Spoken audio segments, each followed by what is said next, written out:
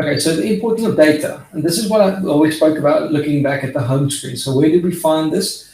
We found this, let's go back to your home screen. So we found this on the home screen right here, where we're saying the importing of data and why this is so important. So you can define your columns. It's pretty much normal what you would see a lot of the accounting programs actually use for the importing of data. So you can define your description, amount, all that kind of stuff, and you can tell it what it is. So if you can tell it it's a TV, you need to define what is a debit and what is a credit and how the system is actually going to read this. Back to the presentation. It just says all information must be saved in CSV format, which is very important. So if you are, I'm going to show you how this looks in real time as well. So if you can't import it, it most probably means that it is not in a CSV format. Okay.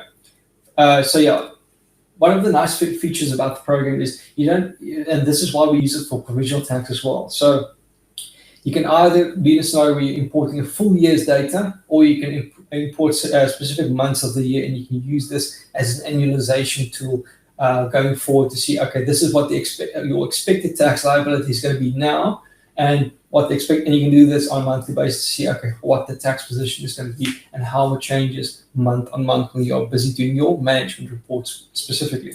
Okay, yeah, and this is why I'm saying it can also be used for management accounts, even if you have limited information available. And it has the nice function, which if you do find yourself in a scenario where you've done multiple years on the program, it is going to pull through your prior year's data as well, so you can compare things such as your revenue year on year. If you're looking at final figures, you can compare your cost of sale.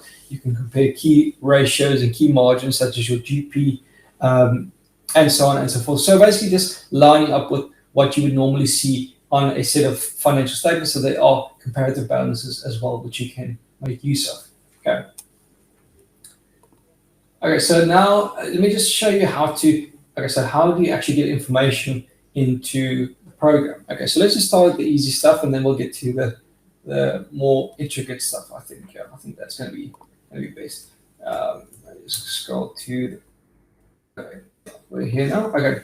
So, okay, how do you get information into Company Taxplanner? Okay, there's one of two ways you can go about doing this. Okay, so first and foremost, you can actually say, okay, easiest way I like to do is I like to say, okay, go to the different elements. So let's say it's an income statement item, and I know this is sales. Okay, so how do I capture sales? Or let's say you want to capture a different expense. So let's just say you want to add a new line that says sales. That's a good example. Okay, so you would go to your company details, financials, and you would select the income statement. Once you go to the income statement, your income statement will be split in your income versus expenditure, and this is going to give you a total on the bottom. It's going to tell you if you're making a profit or loss for the year, okay, and the amount of months as well. So this is all 12 months, but you can have less than 12 months as well. I'll show you how to capture this now as well. Okay, so on sales, so if you want to add a new item, okay, you can I would say add, so that you see there's a bar that says here add, edit, or delete. This is your income statement, add, edit, or delete. So if you want to add in additional sales, if you want to do manual adding, you just say add. You're going to say, okay, tax year is 2024, it's an income type, and then you need to assign a category to it. So if I say, okay, I want to add in sales as a good example. Okay, so sales, and yeah, you just need, if it's a specific line item, you can just define it. You can just so this is just for reporting purposes, just to show how it's going to look on your income statement specifically. So let's say I want to add in sales of an additional 1.5 million rand. That's 150,000, and you can specify here the total months as well. So you can say to the program, look, this is only 5 months. The total months should be 12, which is very applicable when you're doing provisional tax. Or you can say to the program, look, this is for the full 12 months. It's going to default it to its so it's sales. It's going to be a default credit, and you just click OK to add the sales in there as well. Okay, and then you just need to refresh what you have now done. Let's go back to the company financials. Sometimes it just and it should refresh that as well. Yeah, just need to save it. It's going to scroll between screens just to make sure it's taking the sales. Why is it not taking the sales? Okay, let's just make sure that's fine. It is placing it under revenue. Let's make it. Okay. Yeah. See now. Oh yeah. Now you see what I'm saying. So it wasn't a loss position first, and I've added additional sales to the value of 1.5 million. So it's reverted from being in a loss position to actually making a profit. Okay. And if you want to, okay, so let's say you've added an item in there, you want to take it off. All you do is you click on the specific item. I'm just going to make it naught because I want to leave it there, but you can actually delete this. So I'm just going to make it naught for our purposes now because we're going to use this later on.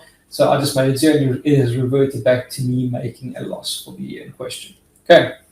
I'm going to go back to the presentation. Okay, so yeah, and this is applicable for all of the tabs and the income statement and the balance sheet because the program is focused predominantly on your income statement and balance sheet because we're saying we're using this for management reporting, we're using this for final tax calculation. So you're going to work predominantly on your income statement and your balance sheet. And the same principle applies here. You can add or it's only split between assets and liabilities and equity. And of course, there's your retained earnings brought forward balance if you do not have a brought forward balance in the specific year. So you can add in here pretty much anything you want to, just categorize and say what it is. Is it a current asset? Is it a non-current asset? And you can just type in the name of the asset. You can say non-current asset. You can pretty much call this anything you want to do. So just say PP&E or property, plant, and equipment, and then you can just assign an amount to this and you can add it in like that. Okay, so that's the one way you can add information into your company tax planner. That's one of the ways you can go about it. So let's just show you the other way. So I'm just going to add a new company here. Just want to show you how this works. So I'm just going to say test. Just want to make sure that we have. Just want to make sure that that's fine. Just want to open that as well. Just want to make sure my file is saved in CSV before we start the import process, which is very important. So just bear with me. Okay, that looks fine. Okay, it's saved in CSV, so that's fine. Okay, so test company 2. Okay, so we can just go between them. Let's just say for our purposes they had. Well, this is 2024 year. So, but let's just say for our purposes, so we have comparable information. Say that the year was 28th Feb 2023. It's a 2024 tax year, so this is actually supposed to be 28th Feb 2024. But it's going to, I can use it and say 2024. It's just going to the information. Yeah, let's say we're not in 2024 yet, but just to give you an idea. Okay, so let's just say. I don't know if it's going to kick me out with the future date. Let's just make it 2023. That's going to be best. Okay. Okay, so let's just capture more information. Just want to make sure registration date. You can pick any date specifically. It doesn't have to be. Say it was registered on the 1st of November 2022. Okay, so that should be fine. I'm going to save that. And okay, there's your second company that you have created now. Okay. Again, this is the general information screen. When I get to the financial information screen, I'm going to show you how to import data into your income statement for the entity specifically. Okay. Going back to the slideshow presentation, it says to you, okay, when you are importing data, select the entity created. We have now created the entity. Navigate to the financial screen and select the import option. Please note that there is an auto-categorize option or an auto map option for standard accounts, and this will pretty much look like this. Okay, so let's go back to our presentation, what we're talking about now. Okay, so income statement. Let's go to our reporting. Okay, data. Okay, yeah. So you're now on general, you're on financials, you're on the data screen specific, and there is your import function specific. Okay, this retained earnings should be not. Let's take this off. Take that off. Sorry, this is test company 2, and we're going to import data. Okay, so now when you get to the data import screen, you have to say to the program, look, import layout. In this case, we are importing a normal trial balance. Okay, meaning this was an Excel that we created that we converted to CSV. Okay, and you will see there's import cancel and an auto categorize option as well. So what the program will then do is it will take your standard accounts, such as your salaries and wages, your interest paid, and all the run-of-the-mill accounts, and it will map it together or it will auto map it for you on the program specifically. So you can decide to select this or not select this. I just leave it on So it saves me some time with the mapping. Obviously, what happens is if you use the program for multiple years, once you've mapped the accounts, next year it's going to be so much easier because the program will take into account, look, this is what it was last year, and you can just continue. So it will be mapped. So it's just a bit of a schlep initially to get it set up. Okay, so just want to see this example. Okay, so this is the example, test example, and I want to import this as well. Okay, so it's the same. This looks fine. This looks fine. Import complete. Okay, and those are your figures that we have now imported. Okay, see there was a few blanks there, but I'm not going to map those, so that's fine. That is no problem at all. Okay, just show you the principle. I think my TV was a little bit out of whack. Okay, so in terms of your accounts, okay, so now you've imported the data directly into the program specifically. Okay, so you will see some of the accounts, such as your cost of sales. This is a debit. This has been auto-mapped. Your accounting fees have been auto-mapped. Advertising, bank charges, cleaning, computer expenses, consultation fees, all these types of accounts, the system will recognize and will pick up straight from there. Okay, so now I'm just going to show you the various ways in which you can map information. So when you are, then we'll go on to the balance sheet and the reporting specifically. Okay, so let's just say for starting out, okay, this is uncategorized. I see this is sales. Okay, so how do you actually map or categorize mapping in your program? Okay, so I can click there and then I can map it straight from here. So I can say to the program, look, this is revenue in nature, this is sales, this is turnover, and you see it will pick up for full 12 months. It's a credit amount, it's fine. And then it gets mapped in that way.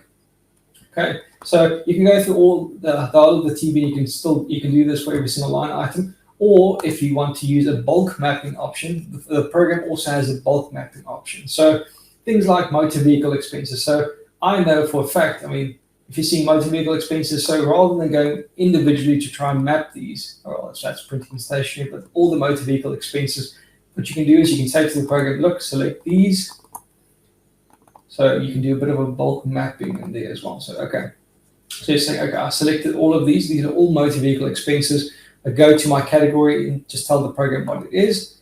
Okay, so there you have an option to, you can either say, look, it's an asset, it's a liability, it's an equity, it's cost of sales, it's an income, and we have all of the listed expenses for accounting purposes as well. So you can select this off of the standard mapping listing as well. So I know these are motor vehicle expenses, so you need to go down to the motor vehicle column there. Let's see if we can, sorry, that's manufacturing. You can, yeah, motor vehicle expenses, and you've already selected all of these categories, so you can just say to the program, categorize this for me. It's going to ask you, are you sure you wish to categorize these items? And you just say yes. And you can see there, all of these accounts have now been mapped as motor vehicle expenses, so you can use the program to auto-map all of these accounts as well. Okay. And if you're done with this, you can just say, yes, I'm happy, and then it will save the information on there. You can go back to it, and if you look at your financial information, this is all going to pull through to your income statement. This is all going to pull through to the other items as well. Okay. So that's the import function on Company Tax Planner.